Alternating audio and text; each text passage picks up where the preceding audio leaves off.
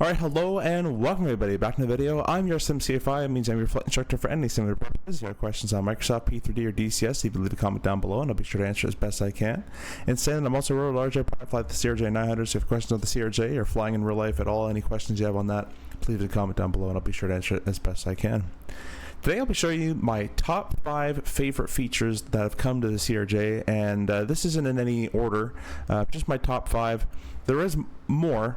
However, this is kind of what I threw in this video, so I probably forgot one that it is one of my favorites and I forgot it in here, but there's a lot of stuff that's come here. The changelog is massive, but anyways, I'm going to show you some features, and I hope you guys enjoy the video and enjoy the update as well. So let's get into it. We're going to go to the first one, which is the new updated EFP tabs.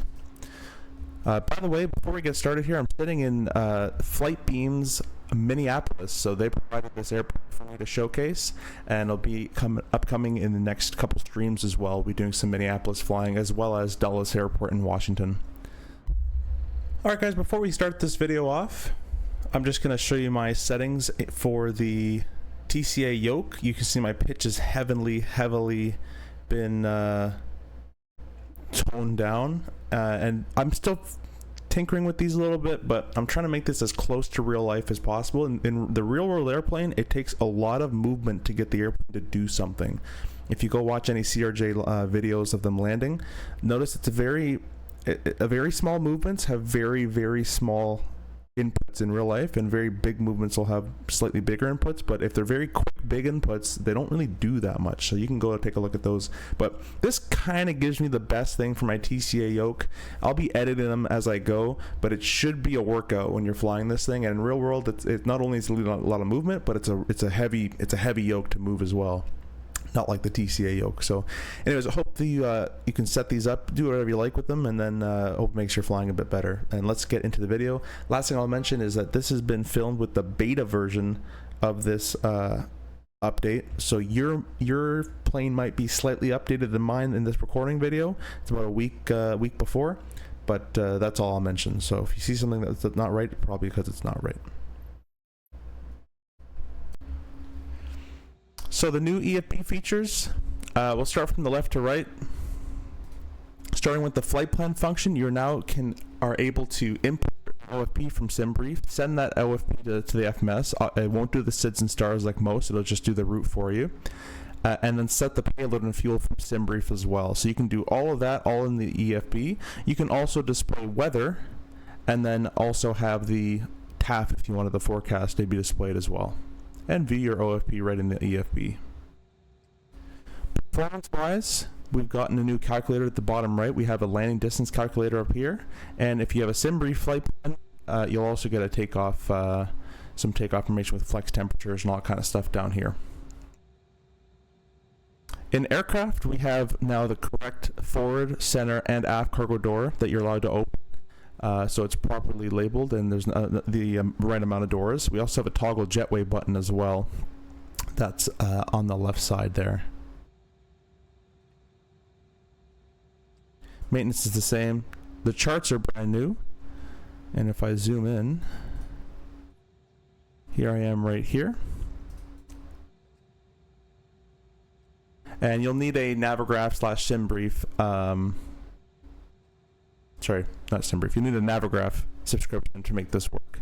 But you have the origin, destination, alternate. You can pin charts, whatever charts you want to have, and it's all the Navigraph database. So it's all there. SIDS and stars, airport charts, it's all there. In the options list, we have a little bit more options here as well, like the nav source sync knobs. So we can sync these knobs together. We also have a course sync, so we can sync the course knobs together, and a bunch of new features in there as well with SimBrief integration. And you can also update your Navigraph on the next page. So everything's there. And we're going to move on to my second favorite feature. Again, no order, just in order. Well, just top 5 in no order at all. And that is that you can enter radio, ILS and or any sort of beacon information with the ident. So this is something we do real life. Let's say I wanted to plug in the ILS for Minneapolis. Let me go get that ident really quickly. Alright, so as you can see, the ILS is IPJL with 10.7, so IPJL 10.7, and you can just simply copy it and paste it over the other side.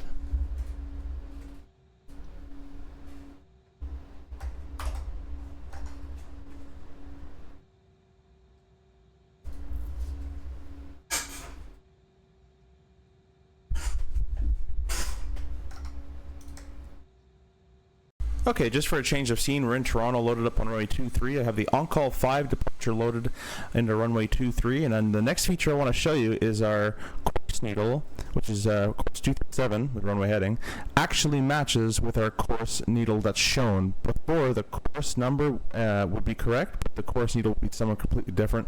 So that is corrected, and the next thing that goes with that, let me just fix my altimeter there. The next thing that goes with that is in the air, when we take off, I'm going to go gear up speed mode, and I'll get climb 160 somewhere around there, and then I'm going to click nav mode. And before, in the old version, if you click nav below 400 feet AGL, it would, I believe, go to roll or some weird mode. It wouldn't like it too much, whereas in real life the nav won't engage till 400 feet. So in real life, if you click nav below 400 feet, the airplane will give you heading in green, and then FMS 1 or 2, depending which side your flight director is on. FMS 1 or 2 will be armed. Once you pass 400 feet above ground, FMS will capture. So what we in real life, gear up speed mode, nav mode, and the pilot monitoring will say heading FMS 2 armed, or heading FMS 1 armed, whatever it happens to be. And that now works, so I'll show you that. Let's go ahead and take off. I just speed mode, climb 163, nav mode, heading, FMS 2 armed. Watch this, at 400 feet, FMS 2 is captured. Notice that? 600 feet, I can start that turn. I'll also engage the autopilot, and the autopilot will now fly this departure. Heading 237, 1100 feet, right turn 245. Is that pretty cool? I like that one.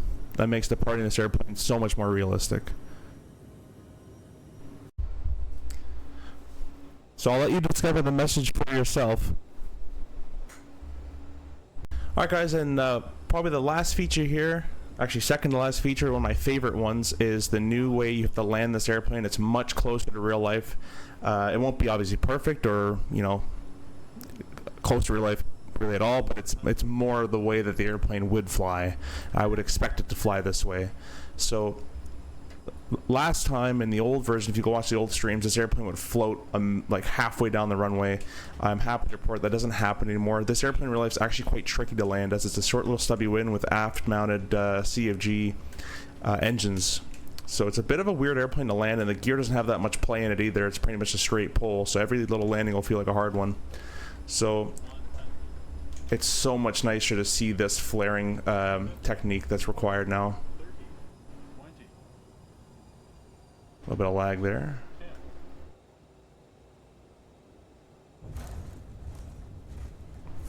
And you can basically do a real life technique to make this airplane land properly now.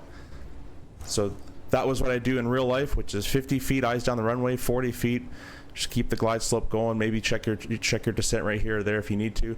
30 feet, start reducing your thrust. 20 feet, start the flare.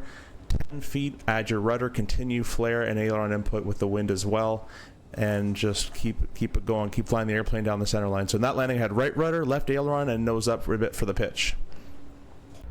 Alright guys, and for the last feature, my audio kind of screwed up way too much, so I'm just going to re-record it, but I'll let you guys find this last feature by yourself, and I'll let you experience it. But after you've done an A to B flight with the CRJ and the new beta, and let's pretend you get to your gate and there's no ramp crew, so you set your parking brake. You're going to hear an announcement from the captain come on telling the passengers to stay seated, that we're not quite at the gate just yet, which we do in real life. And you may have heard the voice before, or maybe a familiar voice, so I'll let you guys experience that for yourself. Thank you guys for watching this video. I really appreciate that. I hope you're enjoying the update and all the work that went into it by the developer and all the testers. I'm sure there's more to come with this airplane as well, so stay tuned for that both on my channel and in the Aerosoft world. So thank you guys for watching. Like, comment, subscribe. We'll see you in the next one. Have a good day or night.